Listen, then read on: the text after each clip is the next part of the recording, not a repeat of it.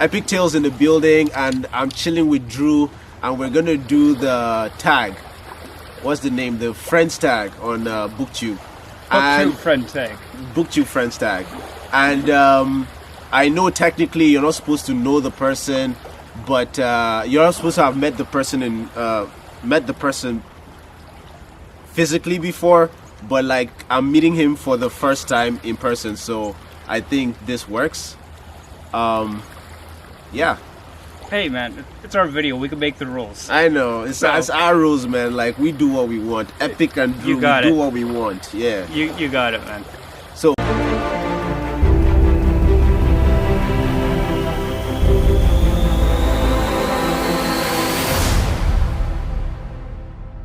By the way, guys, this is Drew's backyard. Like, babe, could you show like the look at that. Look at this. Like, just look at that view. This is Drew's backyard. Are you kidding me? So beautiful. Yeah. And yeah, like, I feel so you're supposed to ask me 5 questions, I think. That's what I read. Yeah, let's do it. All right. Hey everyone, welcome to Drew's Book Reviews. It's Epic Talez. This guy is epic. You already know what it is, so man. You already know. All right, so now one thing I do know you're doing is you're writing a book, man. Okay. So what are your inspirations for your story? Where do you draw your creative inspiration from for your story? Wow, that's actually such a good question. Like, wow, where do I draw my inspiration for my story? I've read a lot of grimdark, and I am trying to be inspired by like the things I'm reading and the things I'm learning from. But I would say a lot from, of course, the books like that came before us, like the legends, like Tolkien and like what's his name? I don't know why I keep forgetting the Wheel of Time guy. Robert Jordan. Robert Jordan. Oh, forgive me, God. But like yeah, like I draw from Robert Jordan. I draw from like Tolkien. I draw from. I really love Joe Abercrombie's character work. And this book, Anthony Ryan, Blood Song. Drew, you need to read that book. Oh, I probably will at some point. You need to read that book. Like, I love like the writer. This is not about that book, but yeah. Let's go next question. You see, I just go on tangents. All right. If there's one book series that you would want to see adapted, to TV, film, Broadway, whatever. What do you want to see adapted and why? I know I say this. If you watch my videos, I shout this book a lot of it. I shout out this book a lot. War of the Spider Queen. So yes, I know. Look, my girlfriend is laughing at me because I love the book so much. So I read this book when I was 13, right? And I learned a lot from the book. Is not like the best technically, but like the fact that it's I think it's 8 books, and each of those books are like written by a different writer. So, but then what I learned so much from that book was like how they set the tone. Like each so someone writes book 1, the next writer writes book 2, but then they have to keep the tone consistent. So like just watching different writers try to do the same thing with tone, I feel like the message of like setting a tone in a book, like yes, like War of the Spider Queen. Plus like the characters there are really interesting, really interesting. Like I would watch that. I'm gonna have to look up that book. Yeah. I don't think I've looked that one up yet. It's like Dungeons and Dragons, like the same world. Oh, okay. I've read some Dungeons and Dragons stuff. So yeah. Dragonlance, that kind of stuff. Oh, yo. You know the thing with I'm not going to tangent with Dragonlance right now, but like I read that book when I was really young and I loved it, but like the front cover was torn off. So like I never associated the name Dragonlance with the book. But then Andrew from like Andrew's Wizardry he was like talking about it, like he loves the book so much, and I was like, yeah, I need to read this book. I had already read it, you know. So when I picked it up and I opened flipped through the first few pages, I was like, I've read this before. That's awesome. So, one of the things that you have said a lot between Nico, me, Andrew's Wizardly Needs, you're wrecking my TBR, man. Like, So- screw you guys, man. Screw you guys. Like, Yes, right we all now, learned to shove it up our right. TBRs. So let me give you guys an update on like how I feel about my TBR. Like that, I don't really like my TBR. I look at it, it gives me anxiety. I just like go with the flow, man. But like you guys are, You gotta. you have to, man, because I'm not like I'm a go with the flow, bro, kind of guy, you know. So, yeah, like screw you guys, like. So with that, I want to know what book or book series we've screwed up your TBR with that you are most anticipating reading. So this would have been The Faithful and the Fallen. Like Andrew really likes that book. Oh man, you know, I just bought the series. I am looking forward to getting to it. Probably Okay, not so- till next year, but I'm so going to get to it. so Andrew, I'm sorry, but like the book is getting better. So I'm reading Ruin right now, book 3, and the writing has improved for sure, and like I'm enjoying it. What I should look Oh, at like the camera. just look at the camera. Yeah, like I'm looking at the waves, man.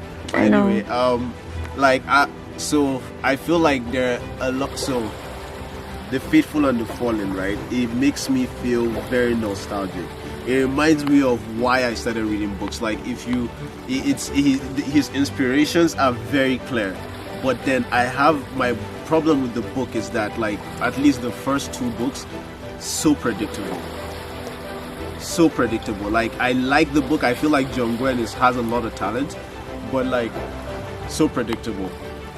But yeah, like I'm looking forward to like keep reading it because Andrew says the writing gets better, and yeah, he actually said that I would apologize for all the bad things I've said when I finish Ruin.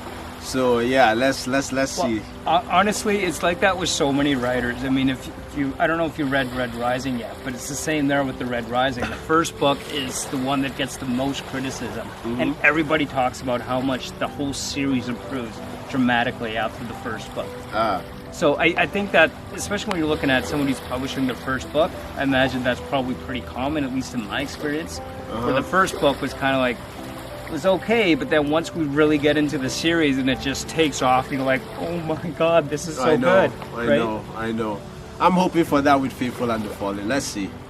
Yeah, I'm looking forward to getting to that one. I know everyone's probably going to think I need to do it now. Now. I've been hearing so much about it. All right, so let's say your favorite book series gets adapted to a TV show or movie. Which character would you want to be cast as and why? That's a good question. So right now, like I never give 5-star reviews, but like plots on people, you need to read them because I love it. As I gave that book a 5-star. Like it's one thing for me to read a book and not really have any criticism. Like when I was reading the book, I was like, I have to be fair, and I was looking for a bad thing to say about the book, but I couldn't find any. And if back to your question, forgive me for just dilly-dallying, but like back to your question, I'd love to play Valen. I think that's the name of the protagonist in the Blood Song. I'd love to play that character, but I'll have to like brush up on my sword skills. I'll probably do some. Yeah, it'll be a lot of work, but like yeah, I could play Valen. Oh, totally worth it. All right, last question for you. I want to know what Booktuber, if you could decide, which Booktuber would you cast as your sidekick or secondary supporting character? No, it has to be you, bro. It has to be Awesome. you. Like, are you kidding me? Like, bruh. Like, I just met you today. Like, guys, he has such a wonderful family.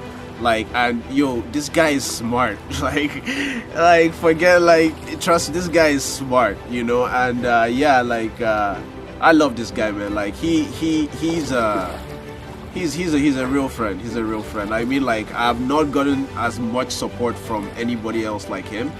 And yeah, every time I'm communicating with him, it's all love I get from his direction. So like, yeah, like Thanks, just man. watch us climb to the very top of YouTube. Just watch. Epic Talez said it. Let's do it. I look forward to that day. Yeah. Okay, I think that was 5 questions. Yeah, and yes, I'm so I'm sorry, guys. I know I wasn't sticking to the question, but like this is how my mind works. This is why I take like I know I do like 21 takes sometimes, because I'm just like, bam, you need to stay like focus, but like yeah.